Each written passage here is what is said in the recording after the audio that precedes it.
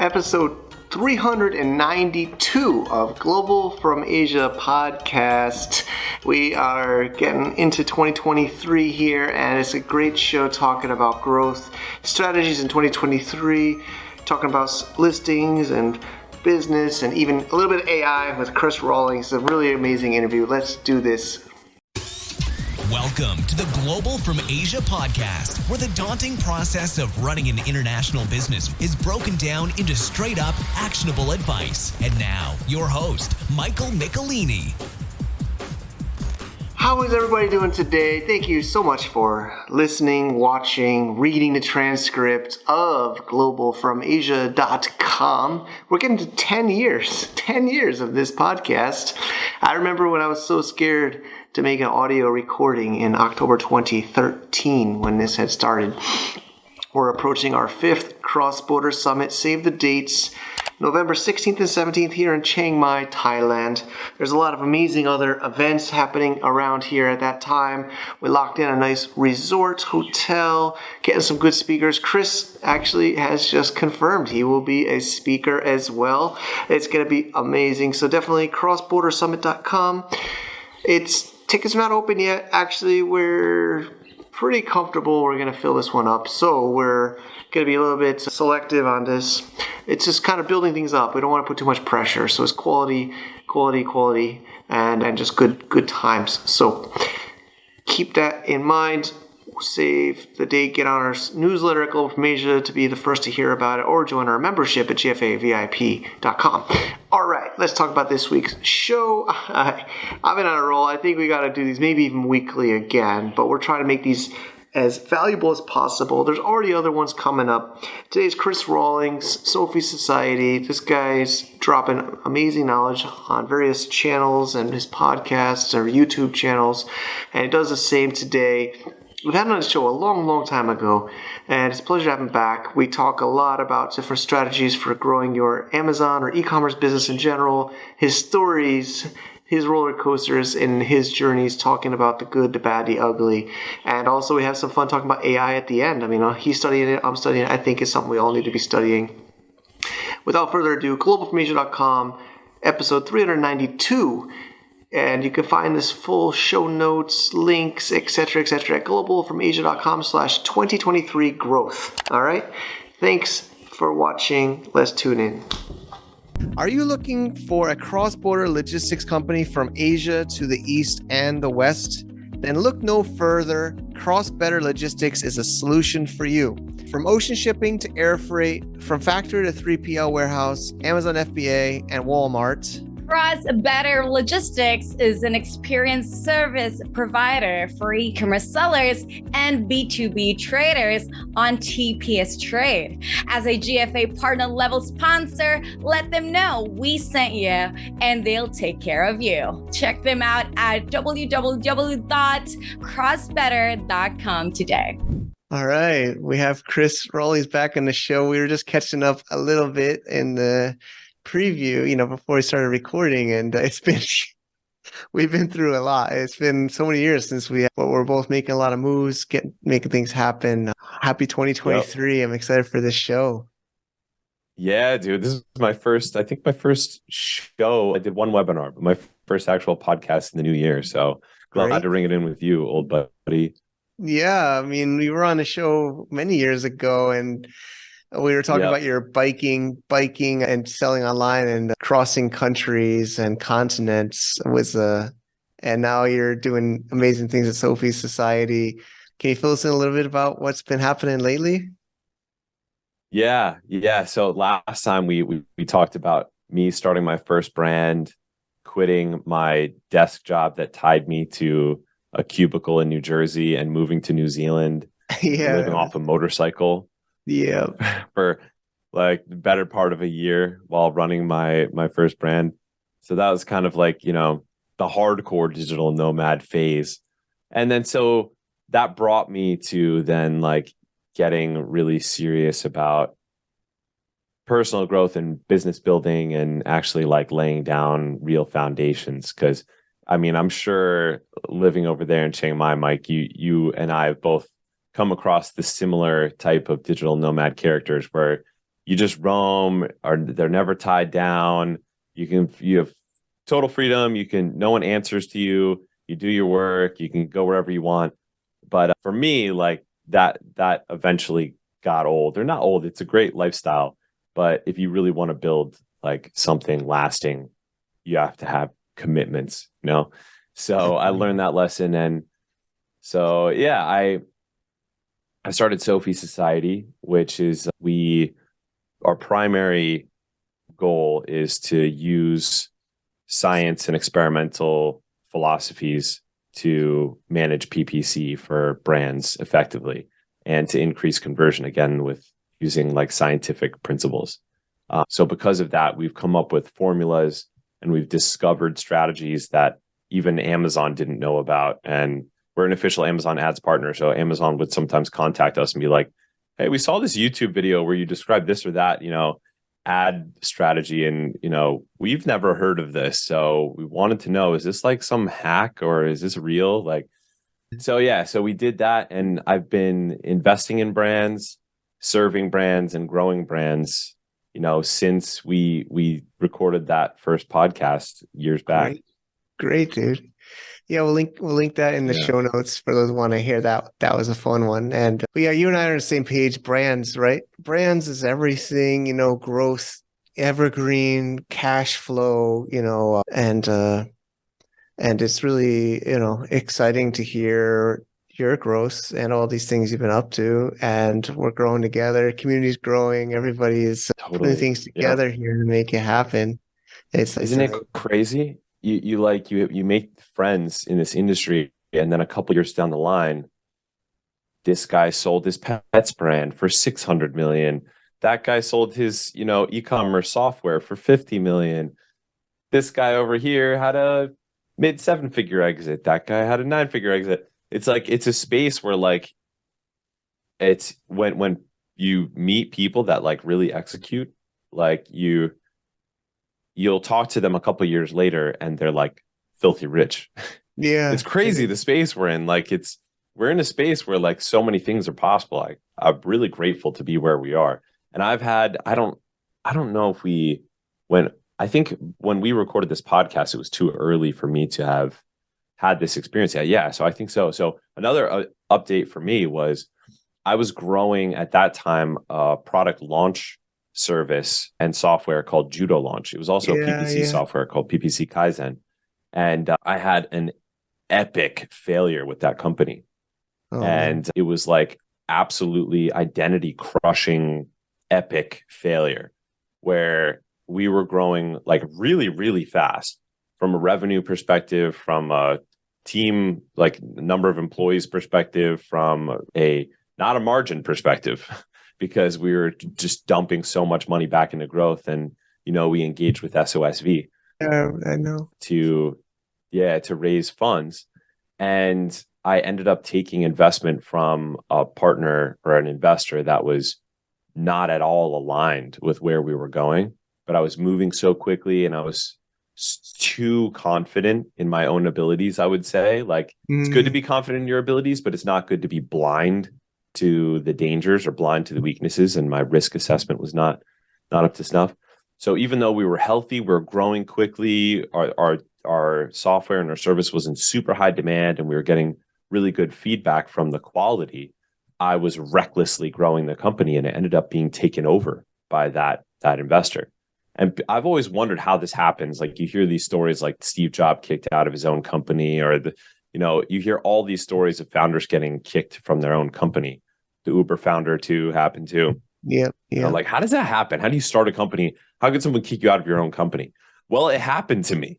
It actually happened to me. So now I know. And so I lost that company completely. It basically split. And those guys, that group, had enough leverage with the different types of contracts that we had with them, which is part of the reason they were able to do this takeover, to create their own version of Judo, which was the company I created. And I basically took my resources and the people that were loyal to me and started Sophie Society. And that's how Sophie Society began. Wow. Okay. So that's the story. Yeah. I didn't even realize until when you started, talking about our industry, that we hadn't covered that since the last time we talked, because it was that long ago. Wow, thanks for sharing with us. I was curious. I think, yeah, when you were on the show, we were just kind of at the early launch stages of judo. And I remember I think so. Yeah. we were making a new branded podcast, and we were talking to your team. Our team was talking, one of our team members talking to your team. Well, yeah, I mean, as part of growing, though, I mean, unfortunately, a lot of people don't talk about. I'm happy, I appreciate you sharing that, because most people just talk about the good, right? They cover up or never bring up the bad or the ugly.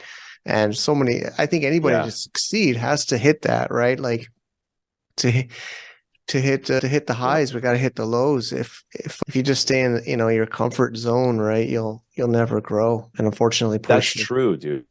Yeah. And honestly, I remember before we met in 2017, I was living in San Francisco, and I was so desperately trying to get into like the venture funded world. Yeah. And I had this healthy, growing, profitable brand that was a 7-figure brand. And I remember I was having a phone conversation with my dad, and I had just begun experimenting. Judo Launch wasn't even a company yet. I was just experimenting with the concept. Well, no, it was a company at that point, but it was early days. And I was telling my dad what my focus was on. And he goes, "What portion of your time is spent on Judo Launch versus your brand?" And I was like, probably 80% Judo Launch, 20% the brand. And he was like, "And what portion of your like income, like that you're personally pulling in, is coming from your Judo Launch versus your brand?" And I was like, "Oh, it's like 90% the brand, maybe 95% the brand, and like 5% or less Judo Launch." And he was like, "Don't you think that ratio is off?" Yeah. And he was right, but also I was making decisions based on the things I thought would make me uncomfortable, like you just said, not in my comfort zone. I already felt like I could learn so much from this other world, this other like place, this other way of doing business.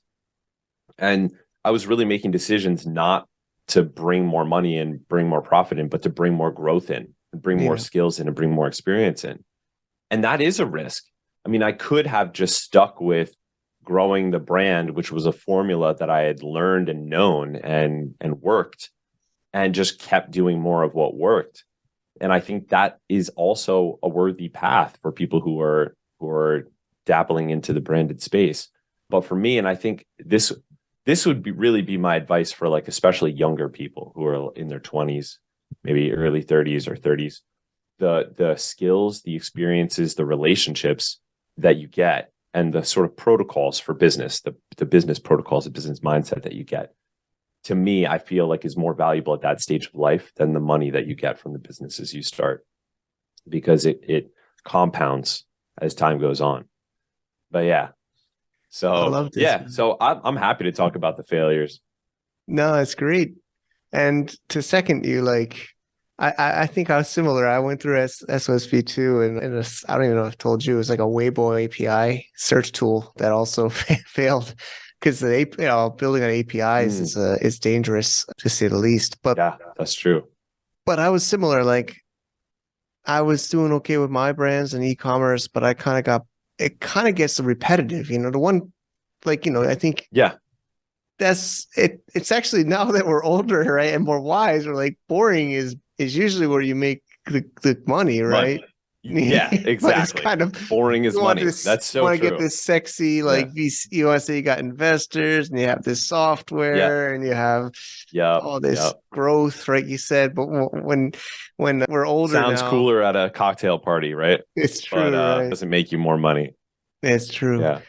Well, I'm really excited for today. We're talking. This is amazing. I mean, this is a show by itself, what we've already talked about. But I do have some points about kind of some of your specialties and what you've been learning with your agency and your brand growth. And I'm curious to learn too. Also, we're going to share a little bit about some AI, Chat GPT taking over the internet. So yeah. So we're in 2023. We're recording this. This will come out in early February. And the thought is, it's really two things, like listing optimization, I know you work on a lot, and PPC or, traffic. So Yeah. Is that the formula? Is that the secret sauce here that we're talking about in growing brands? Yeah, I mean, it's sort of like anywhere else on the internet. Like you need traffic to a thing, and then you need the thing to convert. It's really like that simple. And that's kind of like what all of internet economics is. Like, what are better ways to get more traffic, and what are better ways to get that traffic to convert? Whether you're building a funnel, or you have an Amazon listing, or it's a landing page or a webinar, whatever it is, like everything on the internet is that, right?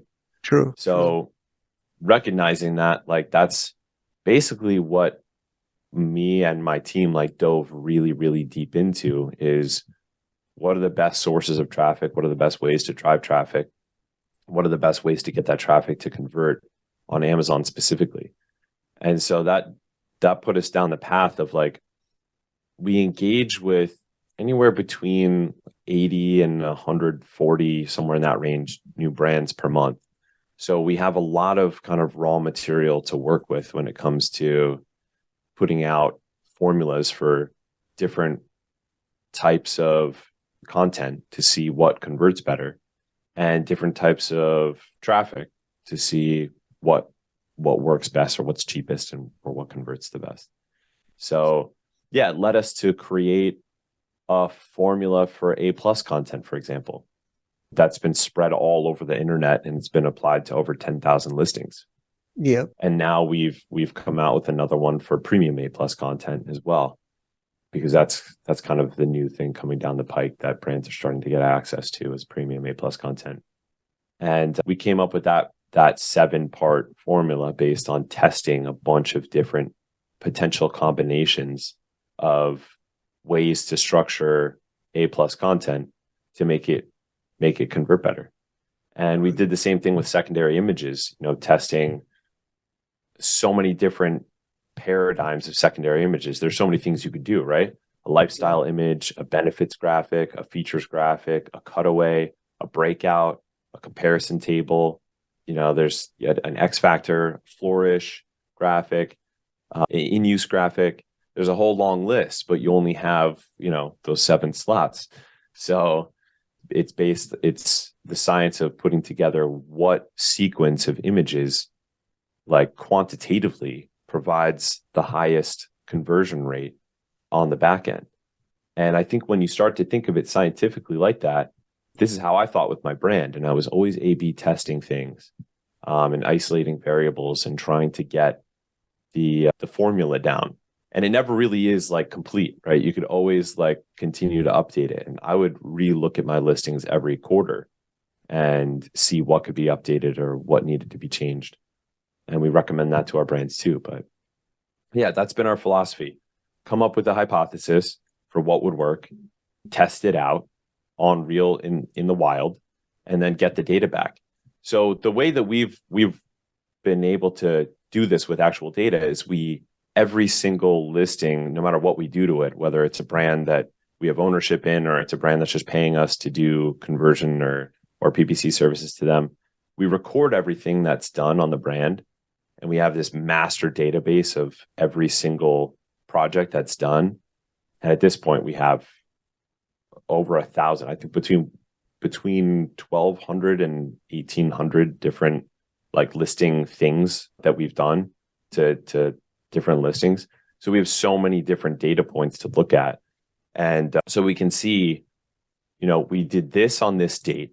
We say the example, we uploaded a brand story and an A+ content module to a listing that didn't have those modules at all, on September 1st.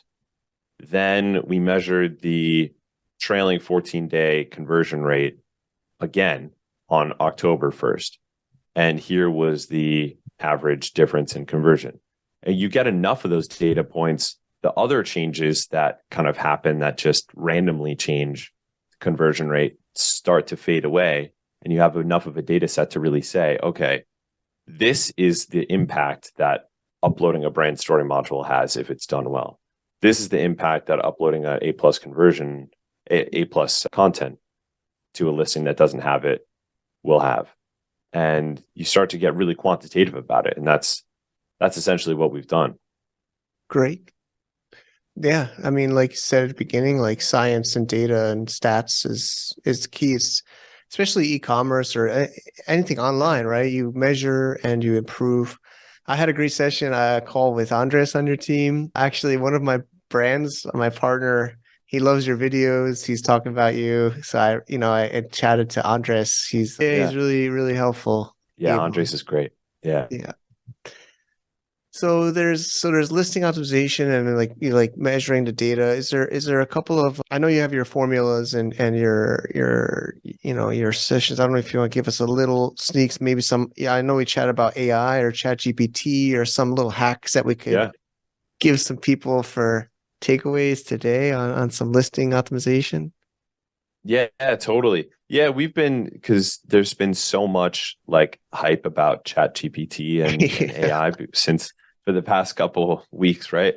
And so my initial reaction to this was, okay, so part of what my team does is content to results in ideally a conversion increase. And between DALL-E and ChatGPT and some of these other AI tools that are coming out as well, that a lot of them use the API of OpenAI, the production of content is getting easier for people, for anyone to do on their own. So, I thought, well, it's my duty to like look into this basically and like Yeah. really experiment with it.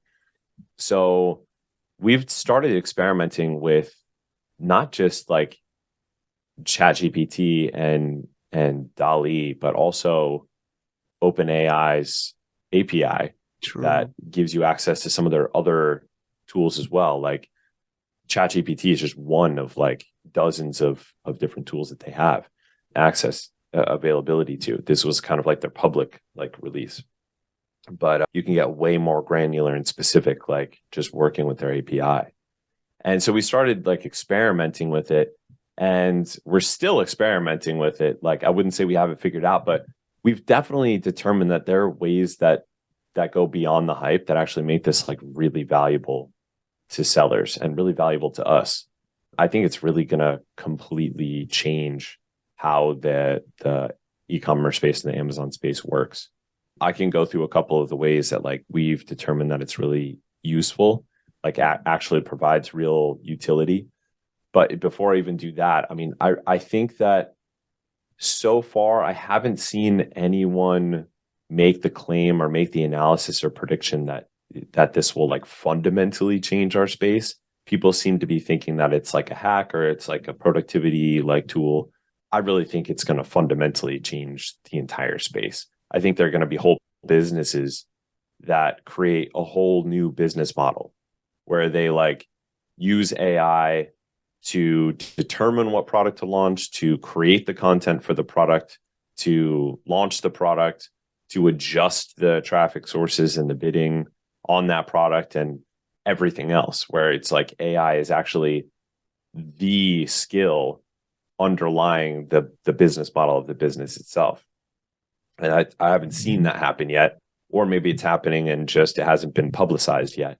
But I think that's going to be one of the major business models going forward. So I was like, whoa, okay, I can see this is happening. And to me, it's very clear that we're going down that road.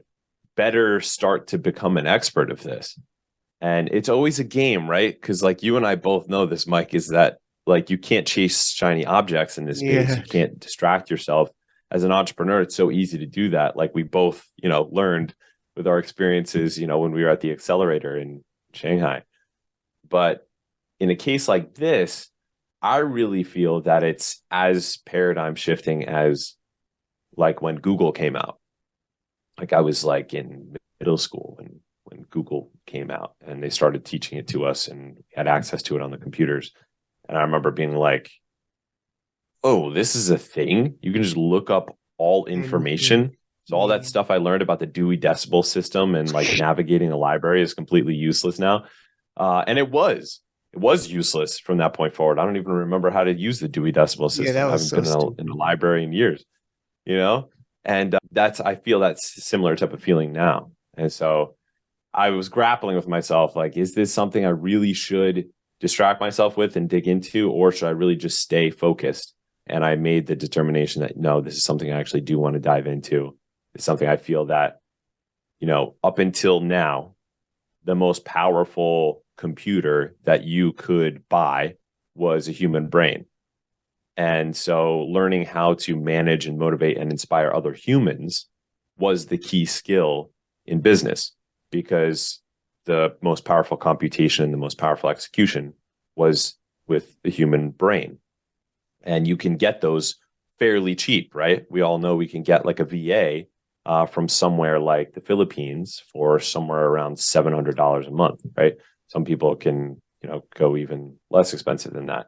A human mind is actually not that expensive. And, it depends on the skill you get, right? Now I think we're moving into a space where it's not necessarily the case always that a human mind is the best computation tool for a given task.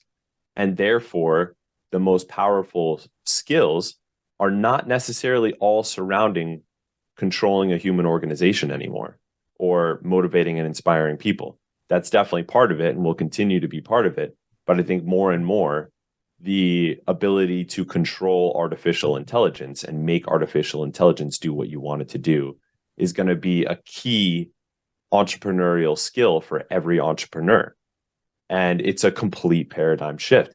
So that's what I started digging into. And, at least at the point that these artificial intelligence tools like ChatGPT are at now, the critical skill to be able to control it is called prompt engineering. Yeah. Where you learn to create, to write the correct prompts to get the type of output that you want.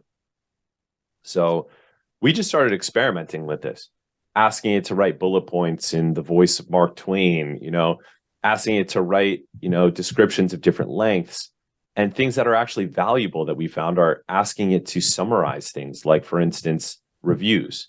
If you really want your listing to be written in the language of your ideal customer avatar, well, then you can take a review that's long and meaty and has a lot of character and spice to it, right? That's the ideal customer avatar. Say I'm selling to like middle-aged mothers. Well, I can take a review from somebody who loves my product or a competitor's product that's very similar, that was written by a middle-aged mom and says all the things that she loves about the product. And I know that review is popular because it's top voted, right? So now I know it's written in the voice of my customer avatar. It is, it rings true with other people that are my ideal customer avatar. And it says all the things that they care most about the product, right? So now I can tell, like ChatGPT, for instance, to use that voice to write something else. Or I can have it summarize the major points or the major benefits in the same voice, but shorter. And then I can use that content in my listing. So it actually allows you to sort of hijack the perfect voice of the perfect person to describe your product, which might not be you. Ezra Firestone sold like women's like skincare products, right? Yeah. She's not a woman. He's not a woman. He doesn't use women's skincare products, but now he can hijack the voice of the avatar of the person that he is selling to. So things like that. There are tons of things that we've been experimenting with. I'm sure you guys must be. But yeah, I really think it's a total paradigm shift, dude. It's crazy to start off the year like this with something so new and so exciting like this. And there's a lot of fear around it. Everyone's talking about, it's going to take everyone's job. But the good thing is, if you're listening to this podcast and our conversation right now, that means that you're in the mindset of creation and entrepreneurialism and creating businesses. And so you're actually the person whose job can't be taken. But, somebody who does something that's very straightforward and that can be done by some of these tools, those are the people that need to start, getting more creative. Yeah, I would agree. My big thought is, I think we're on the same page, but brand is everything. And I think when I want to register so many more brands, like I want to own as much IP as I can right now, because I feel like I've been talking to friends. I feel like that's the only safe thing. Of course, anybody can create a brand, but I feel like brands that already exist, that already have the traffic or trust, Mm-hmm. are going to have a Mm-hmm. leg up because they're able to leverage this AI now. And I think it's going to get Yep. harder to stand out later because you didn't have this first mover advantage before the AI world.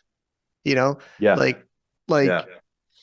We're on the like same there's page. We're doing yeah, the same. I'm taking minority stakes in brands by making investments in brands that I think are on a growth path because, like you said, the strong brand itself, you could do so much with it. If you suck at PPC, or even if you suck at like certain elements of content or conversion, or you suck at whatever else in business, bookkeeping or whatever, those are skills that can be learned. But when you have a really strong brand with a really strong character and really good products, like that's actually the rare thing. yes. It's surprising how many brands like get somewhere on Amazon just through hacks and tricks and little ranking, tricks or hacks without having a strong brand.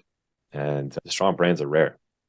Yeah, so I think that's been my big takeaway with AI because also there's gonna probably be black hat AI and there's gonna be white hat AI, right? So Yeah. Yeah. of course, there's gonna be the black hats that's illegal that can do bad things that copy branded products or copy branded people but I feel like most AI people will use will be just like Amazon or Google. They're gonna only be able to use the algorithm or the system that respects IP and copyright and brands. So Right. Mm-hmm. that's what I'm just studying deeply as I study this. I think that's the ultimate end goal. It's been really, really cool discussion. So we talked about listings and we've got some tips and tactics on using AI, ChatGPT, the voice of the customer. PPC, I think also there's already been PPC software, right? That I don't know if they Mm-hmm. call it AI, but now there's probably going to be They even do. more. They did even before ChatGPT. So Yeah. I don't know how you feel about AI PPC or just PPC in general.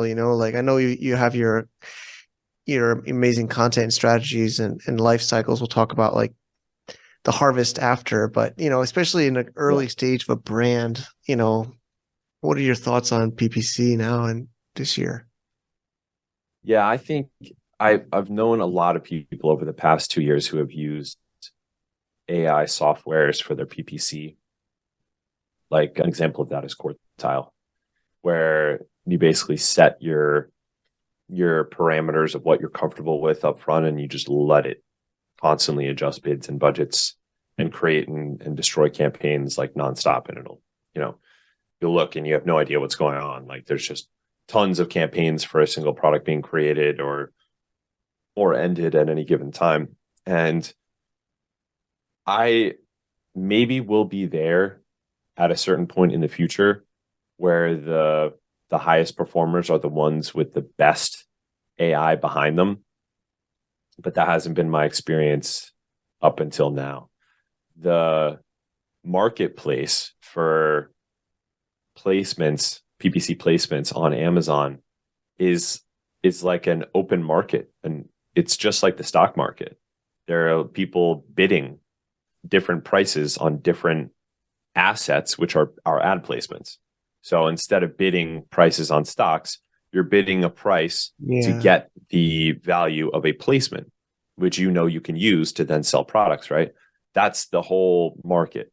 There are advertisers and then there are placements that Amazon makes available. And so because it's in a market like that, it's actually controlled not just through raw numbers, but also through human things, because there are humans behind these products that are making these bids. So just like the stock market, there are like some keywords that are irrationally high CPCs, cost per clicks.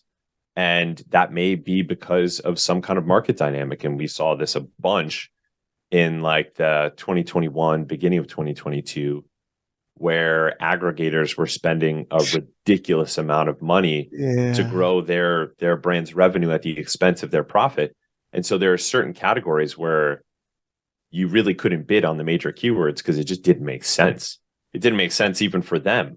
And we ended up seeing that because a lot of them ended up in hot water. Yeah. Some of them went under, Some of them had to fire, hundreds of staff, and because they didn't know what they were doing, threw too much money at it. So since it's such a human marketplace, my experience up until now, and this could change, and I'm open to it changing, and I will definitely adapt if it does, but my experience up until now is that it needs to be managed by human beings, or at least partially. Like, automation can definitely be done, and there's lots of automation that can be done, creating rules, creating branched rule trees. There are a lot of tools that allow you to create rules. And, for us, we're an official verified Amazon ads partner. We have access to their partner platform, which allows you to create a lot of this stuff just straight up inside Amazon, and creating, general bidding automations that have to be checked by humans. But in general, like the management of the PPC overall has to be done by a human, because, like you just mentioned, how do you manage PPC for a brand that just launched? Well, that's dramatically different from a brand who launched 3 years ago, or a product. Let's just say a product. The product that just launches in a given brand, say it is the brand's first product, they have very different parameters around what successful PPC looks like for them than a brand who launched 3 years ago, has 3,000 reviews, and it's like been on page 1 for months of their primary keyword. Those are two very different scenarios with very different goals. And also, the brand owners, what's going on inside the brand owner's head is also a factor of how you manage their PPC. Are they super aggressive? Do they want to grow really, really hard? Or do they want to go more niche and try to just focus on these lower volume keywords and just really own those and make a small amount of cash flow from a more specific search, a few more specific search criteria? All these factors come into play when you determine how to manage the PPC for a brand at any of these stages. So, like, for instance, that brand that just launched, most brand owners, when they just launch a product, the way they're going to handle PPC, the way we handle PPC for them is like this. We focus a majority, really a vast majority of the ad spend on the primary, highest converting, highest relevance keywords to have the highest possible volume while still being high relevance.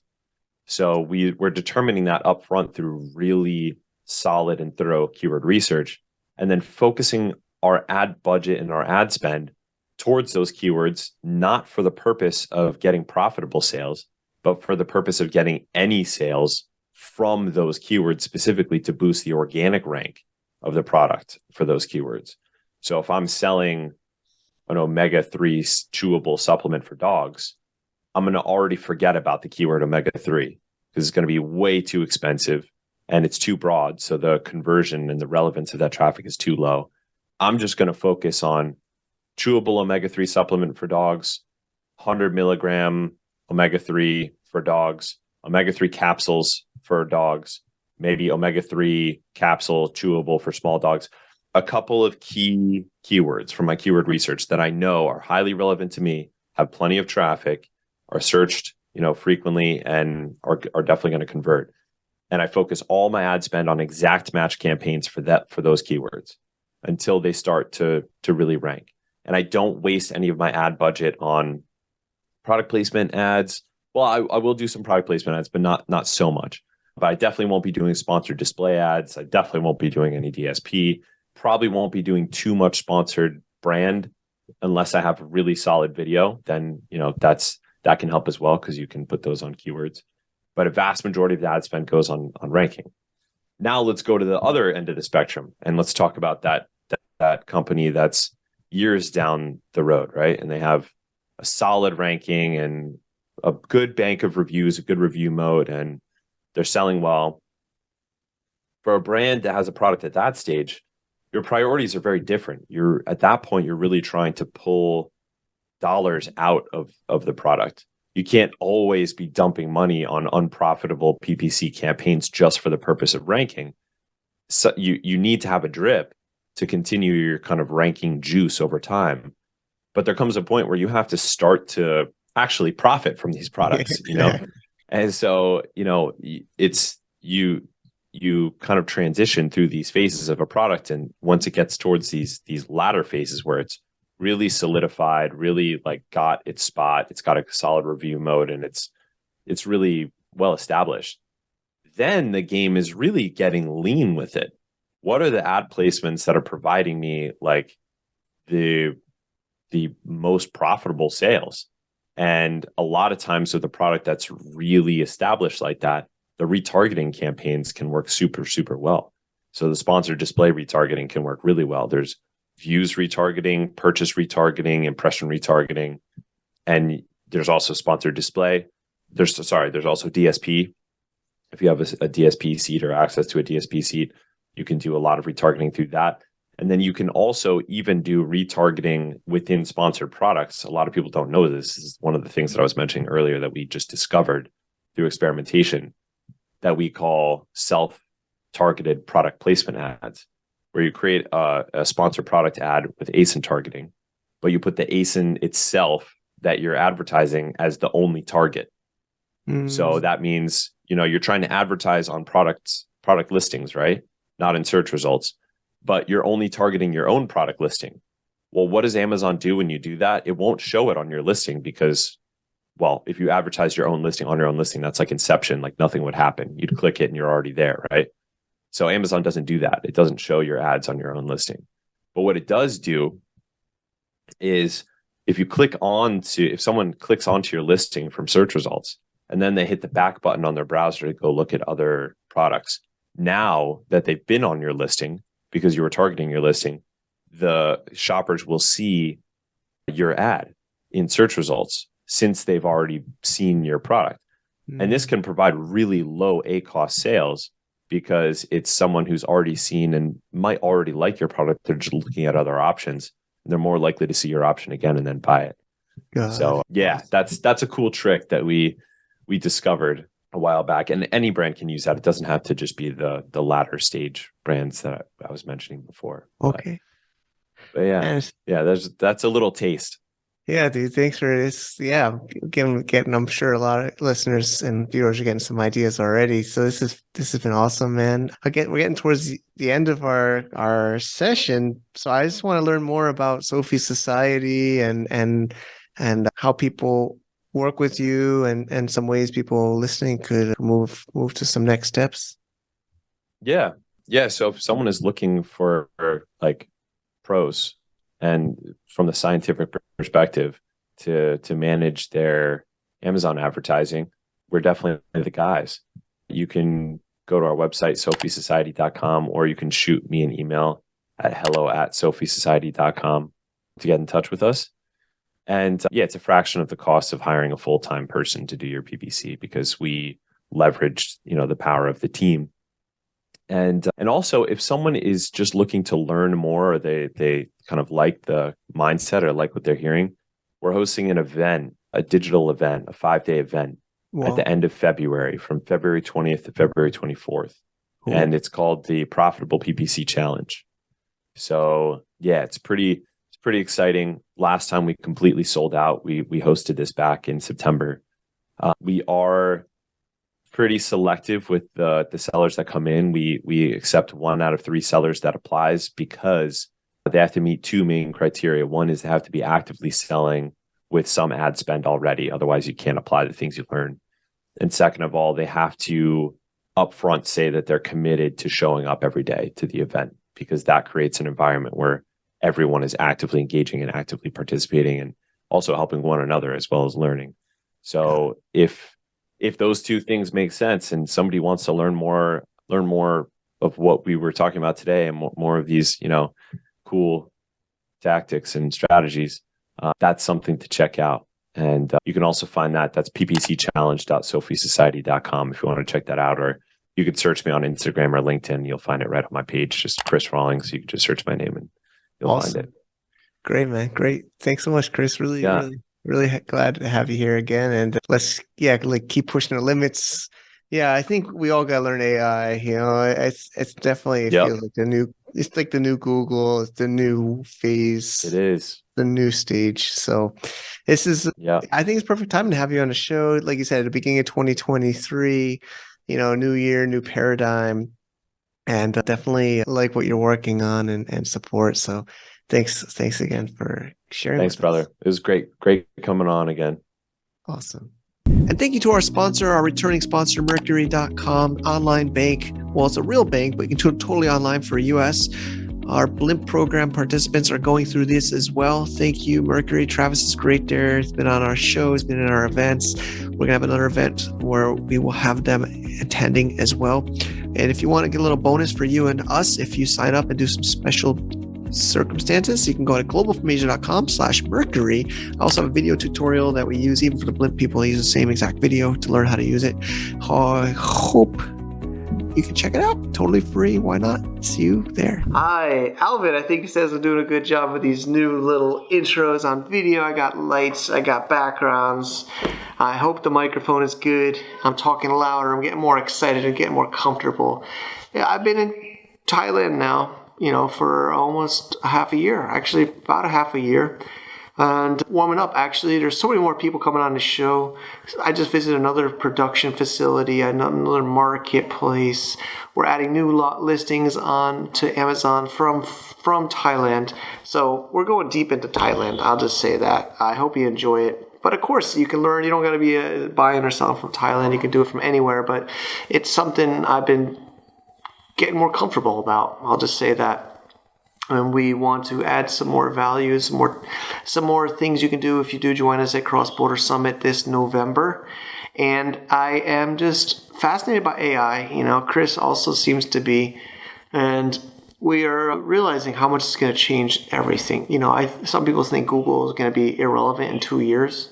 I mean, do you think 2025 you're not going to go to Google anymore?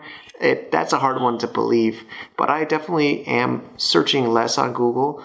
But I mean, what do you think about Amazon or e-commerce, or how do you find products you want to purchase? Where are you going to search? Where's the originating demand of a customer going to come from? How are you as a product or business owner going to get in front of those people? It's something fascinating. That's why I think most of us that I know are doing the right thing. I've been attending some meetups. We have some meetups also here for Global from Asia FBA and other e-commerce events here. I'm pausing, but I just feel like affiliate, dropship, SEO. I don't know. I'm not as excited about them as I used to be. I don't see them being as important. And you might not like me for that, and you might be defensive because that's what you do. But I think you got to think forward, thinking all these middlemen between the product and the customer, are they going to be needed as much in the future?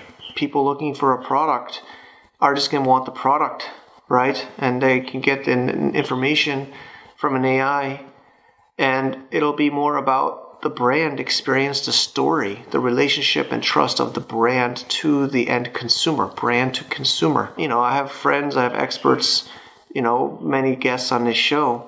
I think that's it. Brand, they say B2C, brand to customer, right? Not factory. Factories will be irrelevant too. It's brand to customer. And that's why I've been convinced, and I've learned, and I'm a student and I'm a sharer and I'm trying to share my knowledge, but I think it's all about that. We will talk about it in the next episode. I already recorded an amazing talk. I did a speech here in Chiang Mai at a meetup. We had a full room, almost standing room. I think we squeezed in more chairs into that room. But I kind of go a little bit crazy, and I share a lot of stuff I've been studying, but I'll save that for next show. This is a wrap. globalfromasia.com/2023 growth. I just see so much disruption. I just am so excited. I don't know. I've been working so hard. I hope you've been working hard, and we will be rewarded. I'm very confident we will be rewarded for our hard work. But you got to think strategically, and you got to think about a lot of things becoming redundant and irrelevant, and it's scary. Thank you, and see you next show. Like, subscribe, whatever channel. If this is on YouTube, I hope YouTube goes away, man. But we're on YouTube and we're on iTunes podcasts, these gatekeepers. I hope the gatekeepers go away, but we'll see. Take care. Bye-bye. To get more info about running an international business, please visit our website at www.globalfromasia.com. That's www.globalfromasia.com. Also, be sure to subscribe to our iTunes feed. Thanks for tuning in.